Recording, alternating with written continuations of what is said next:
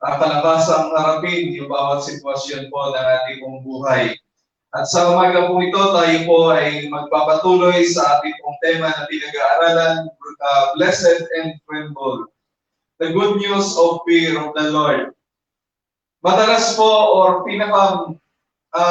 sabihin natin, bubong bagay na nangyayari na po sa buhay ng marami pong mananampalataya, ay yun pong kawalan ng pagsisiyasat sa sarili kung naroon pa po ba yung takot sa Diyos.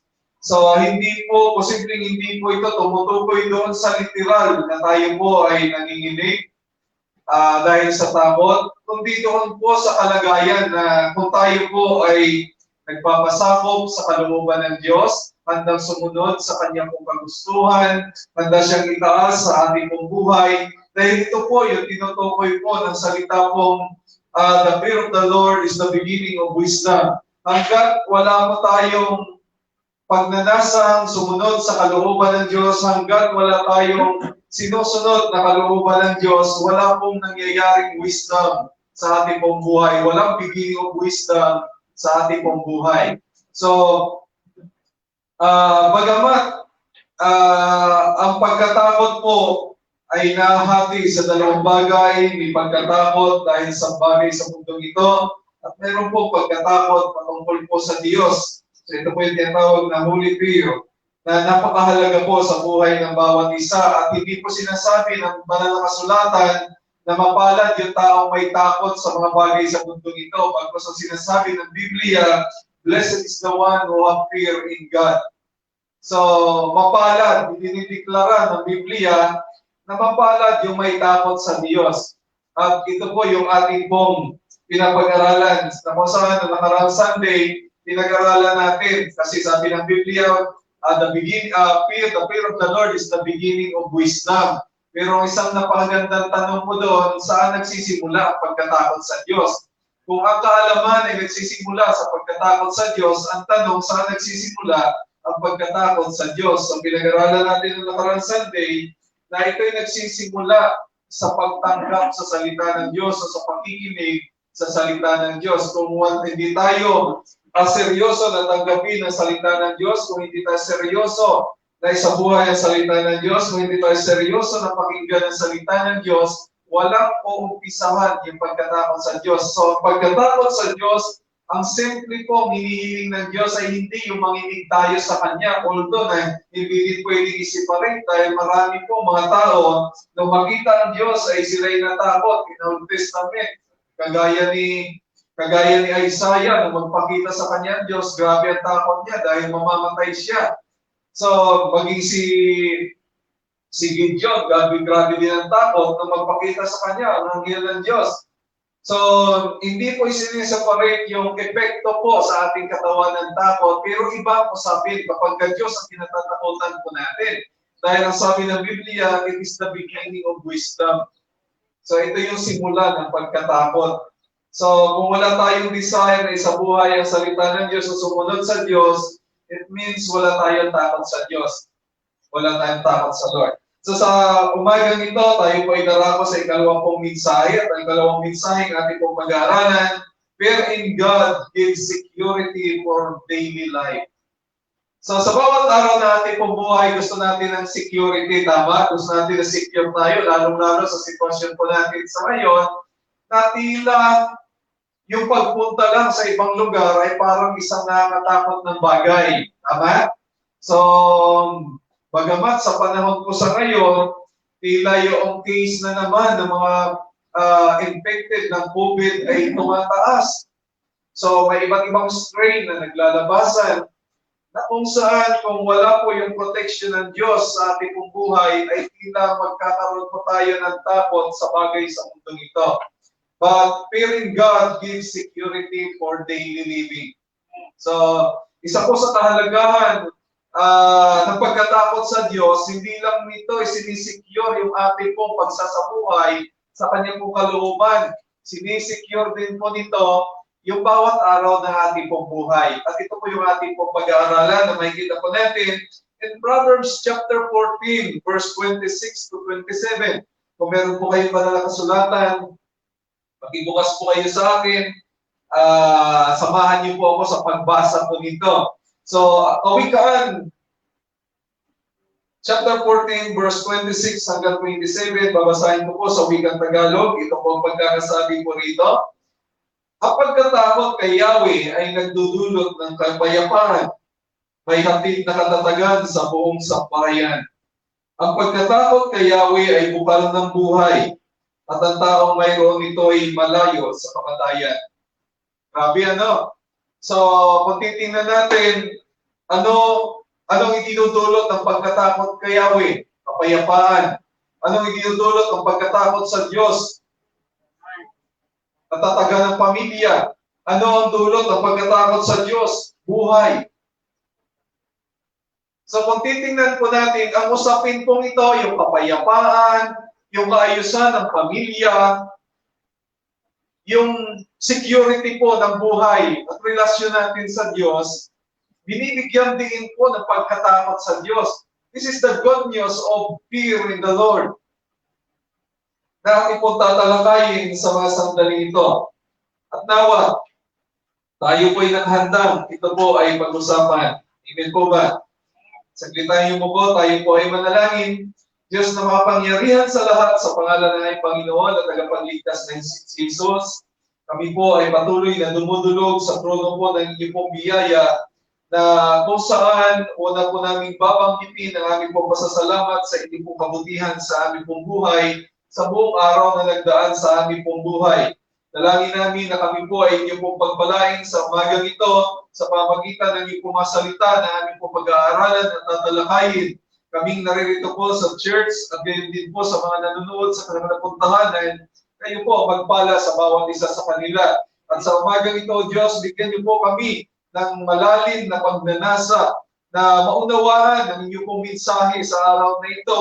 Bigyan niyo po kami ng atensyon, ng puso na nakasentro sa mga katotohanan ito na kung saan ang pagkaunawa po namin dito ay magresulta nawa sa pagbibigay po namin ng kapurihan, ng kagalakan sa inyo. Salamat po sa inyong pong pagtuturo, salamat po sa inyong pong pagpapaunawa sa bawat isa sa amin, sa pamagitan ng inyong pong mga salitang ito. Salamat po sa inyong pong ginagawa at gagawin pa sa aming buhay. Sa inyo po ang kapurihan, sa inyo po ang karangalan, sa ito po ang dalangin na may pasasalamat sa pangalan ng aming Panginoong Hesus. Amen. Amen. So praise the Lord. Sabi po ni Thomas Watson, the fear of God promotes spiritual joy. It is the morning star that ushers the sunlight of comfort. Ang pagkatakot sa Diyos ay nagpo-promote ng kagalakan. So kung titingnan natin, saan ba nagkakaroon ng kagalakan sa isang taong may phobia, sa isang taong may takot? Walang ganon in literal sense o sa pagkatakot sa bagay sa buhay nito. Kung ano yung kinatatakutan mo, hindi ka matutuwa dyan. So bawat isa sa atin may mga kinatatakutan, takot sa gagamba, takot sa uod, takot sa bulate, takot sa aso. At kapag ka nakaharap po natin yung mga bagay na yan na kinatatakutan po natin, walang nagsasabi na ako ito ang tuwa dahil nakakita ako ng ganyan. Na-experience ko na naman yan. So wala. Pero iba po yung pagkatakot sa Diyos. Dahil ito po ay nag-create ng kagalakan sa ating pong puso. Ito po yung resulta sa ating pong buhay. Kaya sabi po ni Thomas Watson, the fear of God promotes spiritual joy. It is the morning star that ushers in the sunlight of comfort. Kagaya ito ng tala sa umaga na naghahatid sa atin ng kaginhawahan. Kagaya po ito ng katotohanan na naghahatid po sa atin ng kaginhawahan. Kagaya po ito ng isang emosyon, tamang emosyon sa harapan ng Lord na nagdadala sa atin ng kapayapaan. Amen po ba? Many Christians miss the significance of everyday life, the wonderful work of God, the supporting grace of God, because they miss the fear of God. So, ang tinutukoy ko po dito ay hindi yung emotion, kundi po yung layunin na dapat natin isagawa sa ating pong buhay, yung sumunod sa kalooban ng Diyos. Hindi po ba tayo? Minsan ang hinahanap natin ay yung emotion, yung damdamin, bakit wala akong nararamdaman katakot sa Diyos. Minsan yun ang pinapakiramdaman natin. Ang bigyan natin ng attention sa ating kaisipan ay yung tayo ba ay handang sumunod sa kalooban ng Diyos? Kung hindi tayo handang sumunod sa kalooban ng Diyos, ano ang problema? Ano ang problema? At dahil doon sa problemang yon, ito posible yung dahilan kung bakit nami-miss natin yung bawat araw, yung kaayusan ng bawat araw na buhay, dahil wala tayong takot sa Diyos, wala tayong kahandaang sumunod sa Kanyang kalooban. Wala yung wisdom na sinasabi ng Biblia sa ating pong buhay. And that's why, hindi natin na-experience yung wonderful work of God, yung supporting grace ng Lord sa bawat araw ng ating pong buhay. Bakit? Kasi taliwas yung ating pong buhay sa gusto ng Diyos para sa atin. Hindi po itinuturo ng Biblia na kahit taliwas yung ating pong kalooban sa Diyos ay pinagpapala tayo ng Lord. Wala pong ganong itinuturo po ang Biblia. Wala pong itinuturo ang Biblia na kahit ayaw natin sumunod sa Diyos, pinagpapala tayo ng Diyos. Wala pong ganon. Kung kumakain man tayo sa bawat araw ng ating pong buhay, bagamat tayo po ay tumataliwas sa kalooban ng Diyos, hindi po talaga ito yung tinatawag na supporting grace ng Lord sa buhay ng isang totoong mananampalataya. Posibleng yung kinakain natin, yung inaani natin is product of common grace. Na pag sinabing common grace, yan lang din yung kinukuha at inaani ng mga taong walang pananampalataya, mga taong ayaw sumunod sa Diyos. Hanggang doon lang. Huwag nating i-miss yung kaayusan ng bawat araw ng buhay. Patapat tayo sa Diyos. The fear of the Lord gives meaning to our lives. It creates peace, refuge, and life in our everyday life. Ang hinaharap natin sa ating pong buhay, kahit sabihin natin na may plano po tayo for 2022, kahit sabihin natin na may plano tayo sa mga darating na araw sa ating pong buhay, hindi natin pwedeng talunan yung bawat araw na darating sa ating pong buhay. Haharapin at haharapin po natin ito. At isang obligasyon ng isang mananampalataya ay ilagay yung ating sarili doon sa kalooban ng Diyos na kung saan ito'y magpupromote sa buhay ng bawat isa sa atin ang pagkatakot sa Diyos at ang pagkatakot sa Diyos magpupromote din ng kagalakan, ng kaayusan sa buhay ng bawat isa sa atin sa bawat araw ng ating pong buhay. Wala sinasabi sa Biblia na matakot ka sa Diyos ngayon, aanihin mo yan next year. Kapag nagkaroon tayo ng takot sa Diyos sa ngayon, aanihin natin yan from this moment. Diyan po ba tayo? Sa umagang ito, meron tayong dalawang mahalagang katotohanan na ating po pag-aaralan patungkol po sa pagkatakot sa Diyos na pwedeng anihin natin sa bawat araw ng ating pong buhay. Una po, your fearing God creates protection in your family. Your fearing God creates protection in your family. Sa iyong pagkatakot sa Diyos, lumilikha ito ng protection sa iyong pamilya. And imagine, brothers and sisters, kung ano ang isang pamilya na lahat ng miyembro sa pamilya niyan ay may takot sa Diyos. Meron kayong problema, magulang?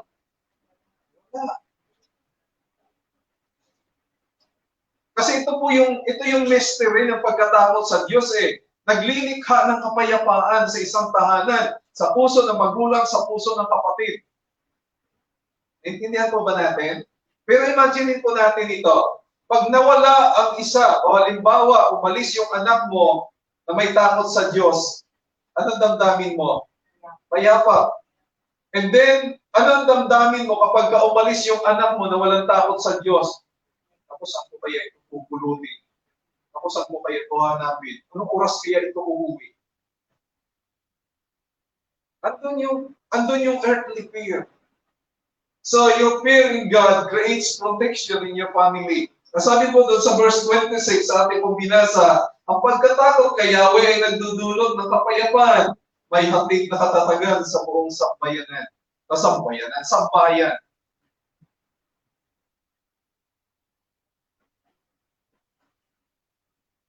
Ang problema po dito, sa bawat pamilya, sabi nga, meron tinatawag na black sheep.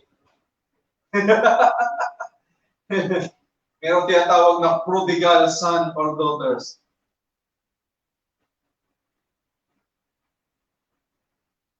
Pero ang maganda po dito, hindi ibig sabihin dahil meron kanyan sa iyong pamilya, wala nang kapayapaan sa iyo. As long na may takot ka sa Diyos, ang sabi po doon sa unang bahagi, may dulot na kapayapaan.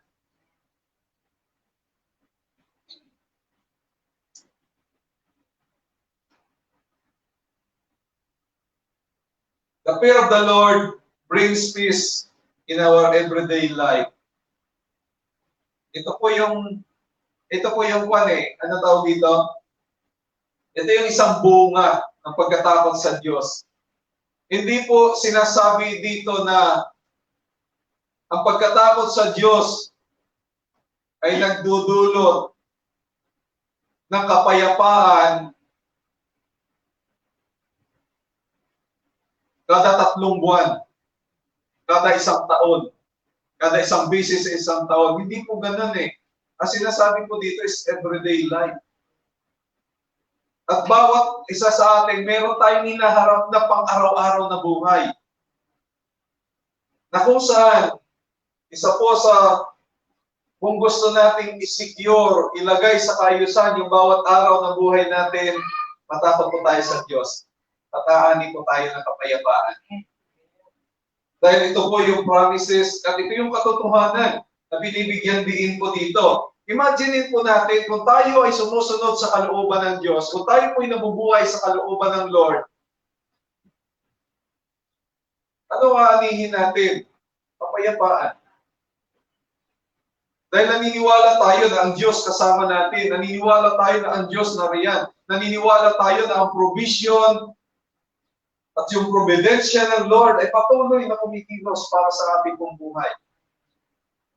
Sabi po sa verse 26, sa unang bahagi, ang pagkatakot kay Yahweh ay nagdudulot ng kapayapaan. Isa po sa napakagandang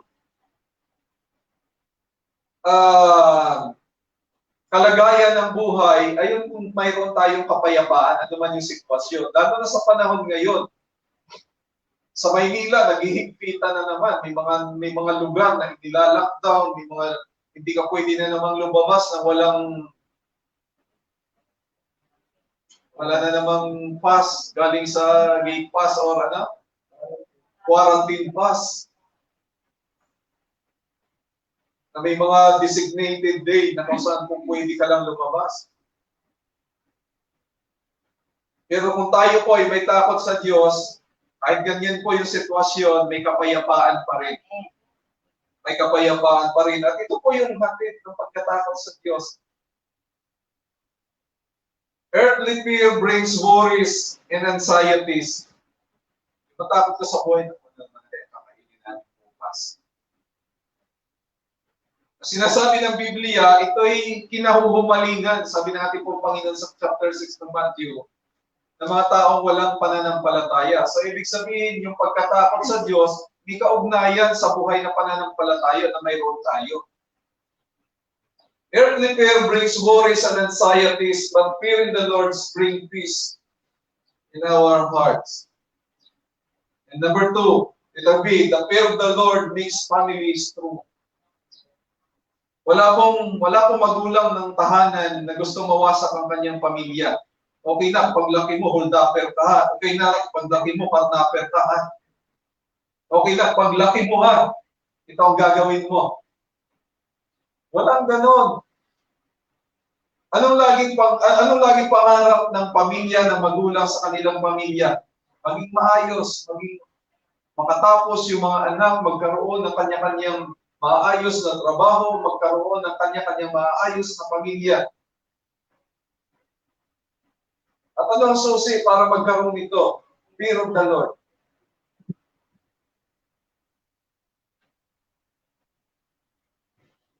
Minsan, ang isang pamilya na walang pagpapaalalahanan sa isa't isa patungkol sa mga espiritual na bagay, patungkol sa tamang bagay, patungkol sa pagsunod sa Diyos, ay sinyalis na kawalan ng takot sa Diyos. Dahil kung isang magulang ay mayroon takot sa Diyos, igagayad niya yung kanyang anak. Itatama niya yung kanyang anak. Paalalahanan niya yung kanyang anak. Because of fear in the Lord. At yung anak naman, kung talaga may takot sa Diyos, hindi naman niya kinakailangan paalalahanan pa. Kasi susunod at susunod yan sa kalooban ng Diyos. That's why sabi po ng Biblia, may dulot, may hatid, nakatatagan sa buong sambahayan. So kung isang sambahayan ay may takot sa Diyos, pari-pariho, strong yung pamilyang yan. Amen? Palapahan po natin ng Lord. Minsan, naghahanap tayo ng isang maayos na pamilya, pero ang kaayusan po ng pamilya nagsisimula po sa pagkatakot sa Diyos. Nagsisimula po sa pagkatakot sa Lord. True life in Christ is an inseparable experience of holy fear and peace simultaneously. It is an awesome fear in God with an assurance of being safe at the same time. Yung pagkatakot po sa mundong ito, wala pong assurance na kasama yan. Wala pong kasama na damdamin ay ligtas ako dito kahit ganito. Pero yung fear sa Lord, may kaakibat, may kasama po na kalagayan o puso ay ligtas ako rito. Bagamat nakakatakot, ligtas ako rito. Isa po sa napakaganda pong bahagi ng Biblia patungkol po dito ay ang Mark chapter 4 verse 35 to 41 na kung saan ito po yung kwento patungkol po sa pagtawid ng mga alagad kasama ni Kristo sa Lake of Galilee na kung saan dumating yung bagyo na nasa gitna sila. Nasa gitna sila, may dumating yung bagyo.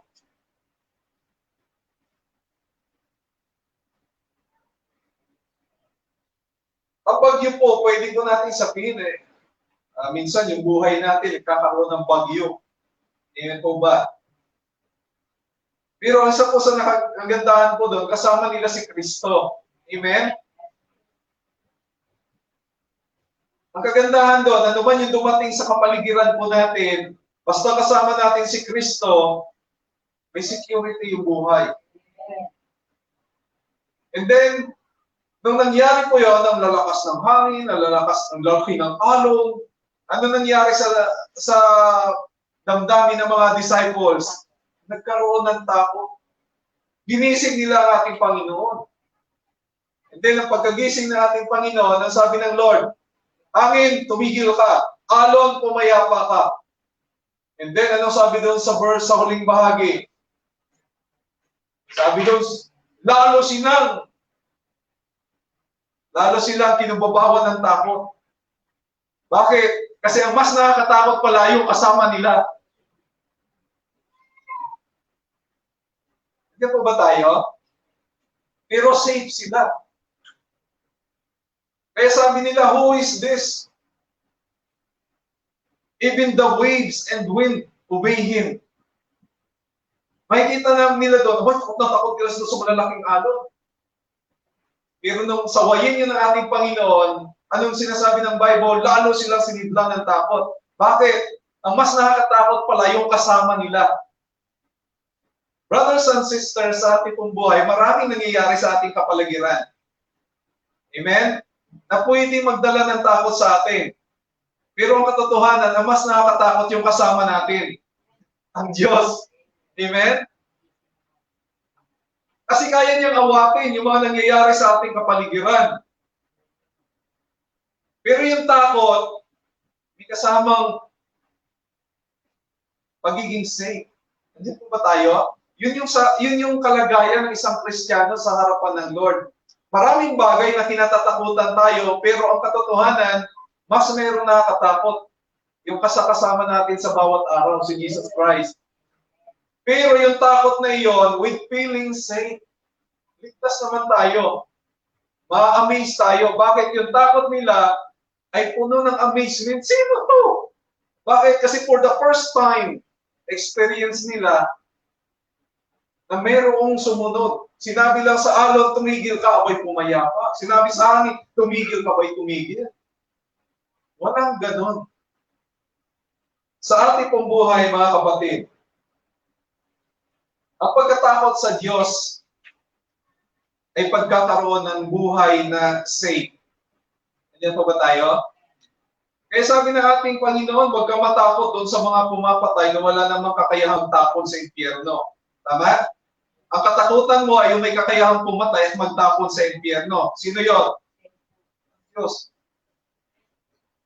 So brothers and sisters, true life in Christ is an inseparable experience of holy fear with peace simultaneously. Nararamdaman mo yung takot, andun yung pagkamangha mo, andun yung pagkatakot mo, oh some holy, oh some fear. But at the same time, ramdam mo, andun yung kapayapaan din. At Kristiyano lang, nakaramdam nun. Nandiyan po ba tayo? Mananampalataya lang na mayroong ganong pakiramdam. Andiyan yung mga nangyayari. Tumataas yung case ng mga COVID patient, pero may kapayapaan ka pa rin. Tayo, palangkuhan po natin ang Lord. Maraming bagay na nangyayari sa ating kapaligiran na nakakatakot, pero ang totoong nakakatakot ay lagi nasa tabi natin, ang Diyos. Pero yung takot na yon, simultaneously, andun yung pakiramdam natin na tayo'y payapa, andun yung pakiramdam natin na tayo'y masaya, andun yung pakiramdam natin na tayo ay safe. Pangalawang katotohanan, your fear in God creates protection in your life. Ang pagkatakot natin sa Diyos, o yung takot natin sa Diyos, nagbubunga ng protection sa ating buhay. Bawat araw, kinakaharap natin ang bawat araw ng ating buhay. At lagi tayo naghahanap ng protection. Pero hindi ko sinasabi, dahil may takot tayo sa Diyos, huwag ka nang mag-face mask, huwag ka nang mag-face shield. Sundin natin yung protocol. Kaya pwedeng gamitin din yan ng Lord. Diyan po ba tayo? Eh baka paglabas mo, sinita ka ng barangay, sinita ka ng polis, ba't wala kang face mask, ba't wala kang face shield? Hoy, may takot ito sa Diyos, no? Protektado ini. Hindi po ganon. Pero isang katotohanan po sa buhay po natin, habang tayo po'y sumusunod sa Diyos, habang sinusunod natin ang kalooban ng Diyos, ang tawag po dito is wisdom. At yung wisdom galing saan? Sa pagkatakot sa Diyos.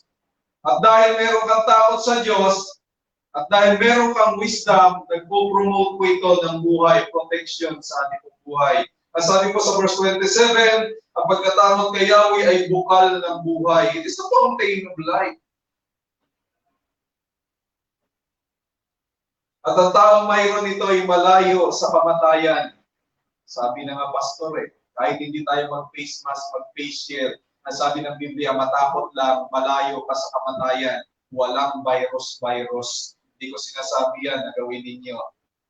Pag lumabas kayo, sundin pa rin po natin yung protocol. Tama po ba? The fear of the Lord is the source of everyday life. Kapag ikay merong takot, merong kang nervyos, sino nakaranas dito na magkaroon ng nervous breakdown? Yung takot na takot ka, ayaw mo lumabas, ayaw mo, hindi ka mapatatag, hindi ka mapakali, hindi ka makatulog, kasi yung epekto niyan Pero yung pagkatakot sa Diyos, nag-create ng buhay. Habang ikay hindi kinatatakutan sa mundong ito, dahil wala kang takot, dahil sabi po ng mga author, ang pagkatakot sa Diyos ay nag-aalis ng pagkatakot sa alinang bagay sa mundo. Kung ikaw ay may kinatatakutan, ramdam mo ba yan hindi buhay? Sabi mo ba yan totoong buhay ang iyong nararamdaman? Hindi. Dahil ang totoong buhay, may kakibat po na kung saan ito po ay nagsisimula sa pagkatakot sa Diyos at nagre-resulta sa kapayapaan, nagre-resulta po sa kagalakan. At nasabi po ng Biblia sa verse 27, sa unang bahagi, ang pagkatakot kay Yahweh ay bukal ng buhay. So fear of the Lord is the fountain of life. Fear of God is the source of righteousness of life. So ibig sabihin, pagka sinabi kasing life, ito yung buhay na nakakonekta sa Diyos. At ang buhay na nakakonekta sa Diyos ay buhay na may katuwiran. At magkakaroon lang ng katuwiran sa ating pong buhay kung tayo po ay sumusunod sa kalooban ng Diyos. Kung tayo po ay sumusunod sa kanyang mga naisin sa ating pong buhay. So fear of God is the source of righteousness of life and evidence that we are living in justifying faith in Christ. So ibig sabihin, yung pagkatakot sa Diyos ay isa pong masasabi nating ebidensya na yung pagpapawalang sala, yung pong buhay na ipinagkakaloob ng ating Panginoon ay nasa sa ating pong buhay.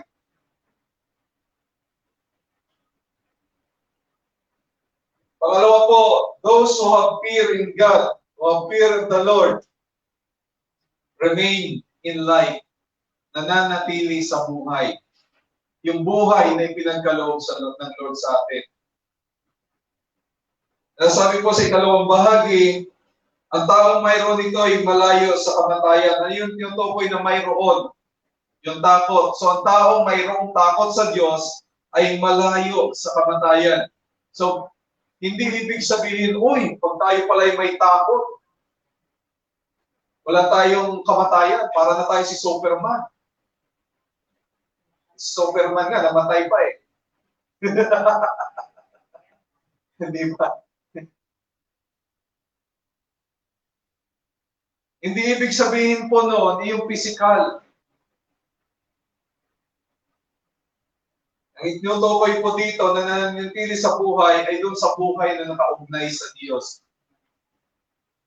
Ito pong tinutukoy dito. Kung ikaw ay may takot sa Diyos, nabubuhay ka ayon sa kalooban ng Diyos. Nabubuhay ka ayon sa gusto ng Diyos.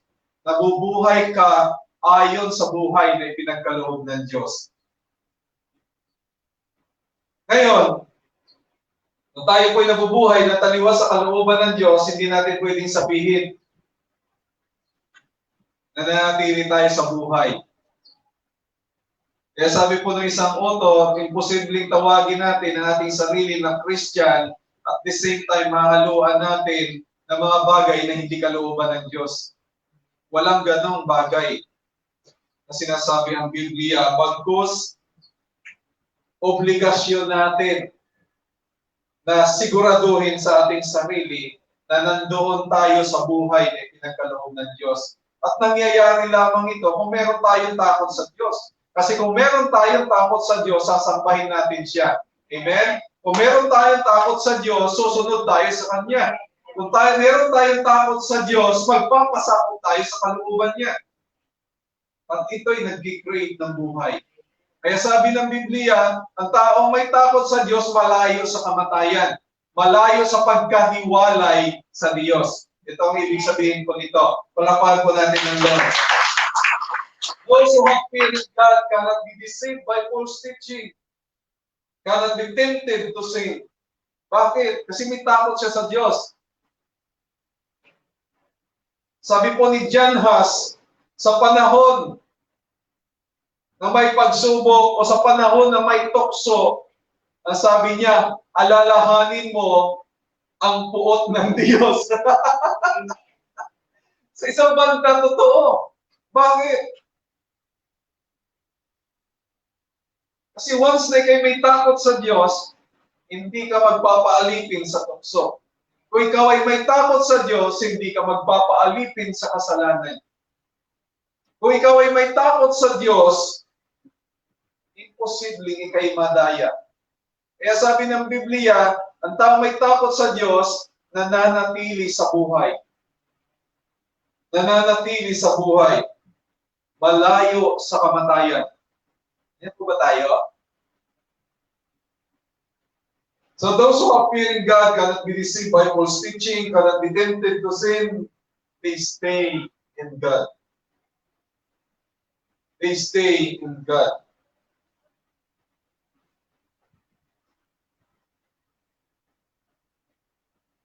Kaya, ewan ko kung napanood niyo yung pelikulang The Chronicles of Narnia. Yung unang parts, yung The Witch and the Wardrobe. Na kung saan ay siyempre animated na kung ano tawag dito, may mga hayop nagsasalita. Nag-author po ng isang Christian, si C.S. Lewis. Nice na pelikula. Doon may time may kwento doon na kung saan ay yung mga bata ay napunta sa Narnia. Yan. Ang pintuan ay yung wardrobe na natuklasan lang nung sila yung nagtataguan. Naglalaro ng tagu-taguan. So ang una nakatuklas ay si Lucy. Sinama niya si Peter, si Edmond. Tapos yung dalawa. Then may time na nakita nila yung beaver. Itinumote sa kanila yung lion, si Aslan. Which is si Aslan kumakatawan,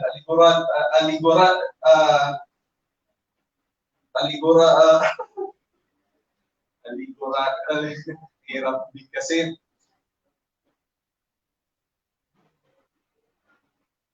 Allegorically sa ating pong Panginoong Jesucristo. Then ang tanong ni Lucy, dahil nga lion si Aslan, sabi ni Lucy, safe ba siya? Sabi po ng isang beaver, sabi nga, narinig mo ba sinasabi ko? Siyempre, nakakatakot siya, pero at the same time, safe siya. Iyan po ang Lord sa buhay po natin. Nakakatakot siya, but at the same time, safe siya. Ito ang Diyos sa buhay natin, mga kapatid. Dahil kung hindi tama yung pagkakaunawa natin sa Diyos, kung iniisip lang natin sa Diyos, God is love, God is graceful, God is merciful. Hindi natin iniisip na He is a just judge. Siya Diyos na katuwiran at ayaw niya ng kasalanan. Magiging mali ang ating pong damdamin at pagkaunawa sa mga bagay na to the point na yung sinasabi ng Biblia na dapat tayong matakot sa Kanya ay hindi na natin titingnan sa ating pong buhay.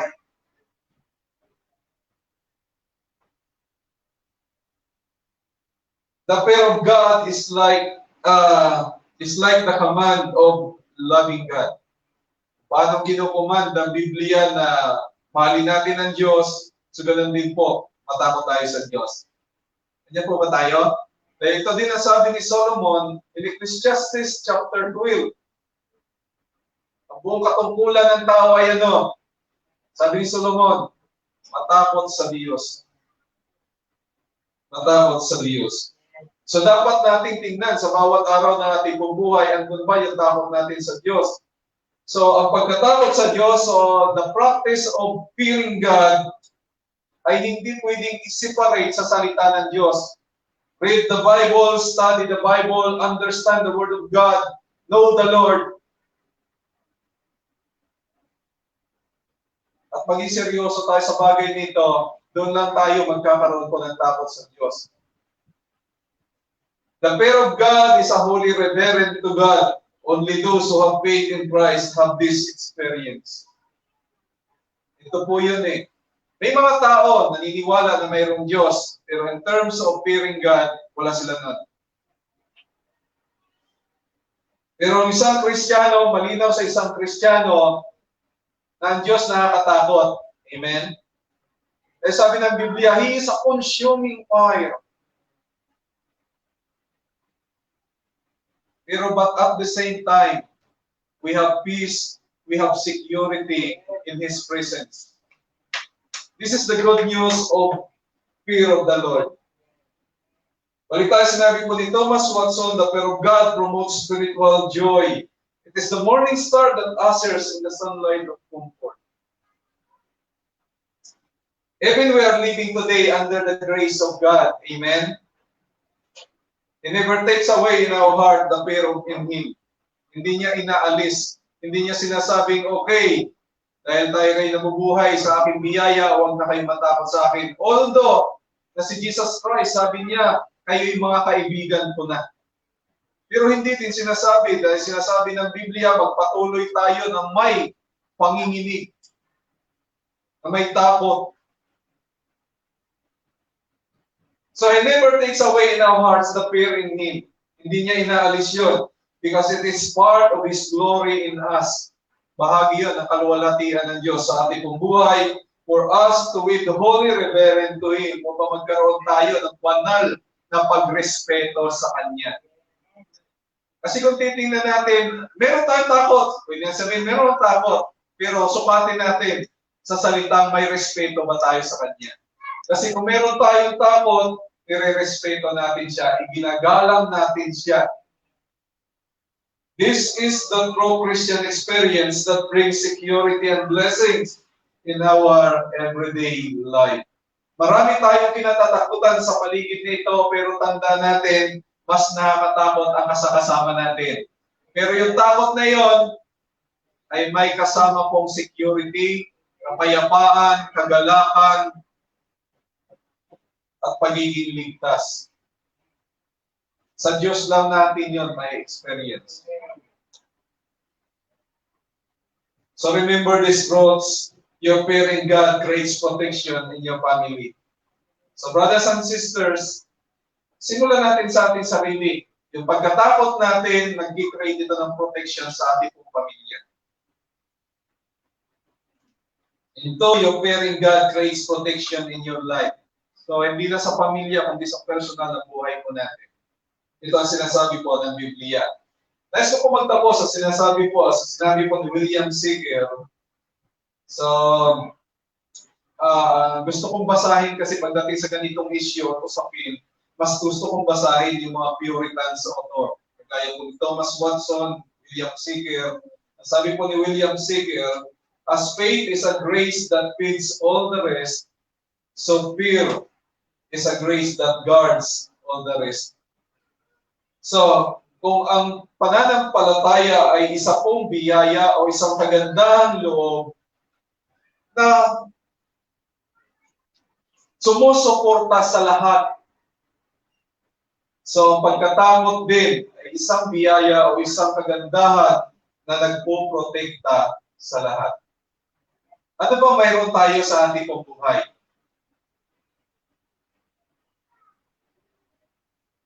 Sarili natin, buhay natin, pamilya natin.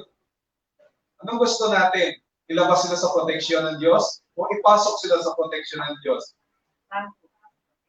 So, ang pagkatakot sa Diyos ay biyaya ng Diyos sa ating buhay na nagsisilbing proteksyon sa lahat. So, this is the good news of fear of the Lord. That's why ang ating pong tema is blessed and tremble. Pagamat tayo po imitakot, natatakot tayo sa Diyos, pero blessed tayo. Bakit? Dahil ang kinatatakutan natin ay ang Diyos. Palampakan po natin.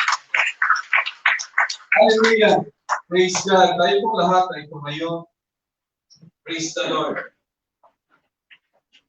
Praise God. Hallelujah.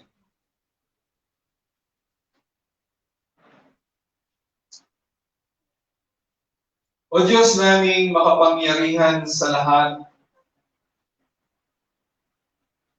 di masukat ang kabanalan, di masukat ang katuwiran, nakakatupo, nakakataho ng aming puso at isipan, may hawak ng aming buhay. Mga katotohanan na kung saan bumubuhay sa banal na pagkatakot po namin sa inyo. O Diyos, salamat po dahil isa po kami sa mga tinawag ninyo upang bigyan ng buhay na nagmumula sa inyo. Upang yung biyaya ng pagkatakot sa inyo ay patuloy naming anihin sa aming buhay. Kapayapaan, katatagan ng pamilya, kasiguruhan ng buhay. Salamat po. Ito'y ilan lamang sa biyaya ng pagkatakot po sa inyo. Na kung saan, yung mga tinawag nyo lamang po, yung mga mananampalataya, silang po nakakaramdam nito, nakakaranas nito. Alam po namin, O Diyos, na kayo po ay nakakatakot. Subalit, wala po kaming ibang pwedeng sulingan kundi kayo lamang upang maramdaman yung protection, yung kagalakan, yung kapayapaan, yung safety, dahil kayo lamang din po ang magbibigay nito sa amin. O Diyos, salamat po dahil patuloy niyo pong ipinapaunawa sa amin ang inyong mga salita. At ang mga katotohanan na amin pong pinag-aralan sa umagang ito, itanim niyo po sa aming pong puso, itanim niyo po sa aming pong buhay. Upang sa gayon, O Diyos, sa iba't ibang sitwasyon na nangyayari sa aming kapaligiran, kami po ay protektado, kami po ay may kapayapaan, kami po ay may ganap na buhay. At ito'y dahil sa iyo. O Diyos, dahil sa iyo. Kaya marapat lamang na kayo po ay katakutan. Marapat lamang na kayo po ay igalang, irespeto, itaas sa aming pong buhay. At kami po ay naniniwala na ang pagkatakot po namin sa inyo, ito po ay kaluwalhatian ninyo sa aming pong buhay na nagpapakilalang kayo po ay Diyos na nakakahigit sa amin. Kaya sa umaga nito, Diyos, salamat po. Pagpalain niyo po ang buhay ng bawat isa. O Lord, sa mga kasama po namin sa lugar na ito, gayon din po yung mga nasa tahanan, i-bless niyo po sila sa umaga nito. Patuloy na ingatan, patuloy na proteksyonan, patuloy, O Lord, na maramdaman yung pagkatakot sa inyo upang yung mga buwan po nito ay maramdaman din po namin sa aming po buhay. Salamat po, Diyos. I-bless niyo po ang mga pinagkukuhanan ng kinabubuhay ng inyong po mga anak. Ang po mga trabaho, business, ang lakas na kailangan ng bawat isa. O Lord, ilayo niyo po sa mga kapanahunan ito sa karamdaman ang bawat isa. Ilayo niyo po, Diyos, sa inyo. Sapagkat ito po ay napakalaking bahagi na kailangan po namin sa bawat araw na aming pong buhay. Turuan niyo kami na pangalagaan ng aming pong katawan. Turuan niyo po kami, O Diyos, na ilagay sa tamang kalagayan ng aming pong mga sarili upang sa gayon, O God, mailayo din po sa amin ang mga karamdaman. Salamat po sa inyong pong protection sa buhay po namin. Paano niyo pong ingatan ang bawat isa na pumunta po rito, ingatan niyo rin po sila, Ama, sa kanila pong pag-uwi. Ang kapayapaan, ang kagalakan na nagmumula po sa banal na Espiritu, patuloy ko pong ininadalangin na inyong pong paghariin sa buhay po ng bawat isa po sa amin. Sa bawat araw ng aming pong buhay. Sa inyo po ang kapurihan, sa pangalan po ng aming Panginoong Hesus. Amen. Amen. Sa Diyos na makakagawa ng higit sa ating hinihingi, higit sa ating inaasahan, sa mga tinawa ang masaganang pagpapala ng Ama, ang pagliligtas ng Anak, at ang paggabay ng Banal na Espiritu Santo ngayon at magpakailanman ang lahat ay magsabi ng Amen. Amen.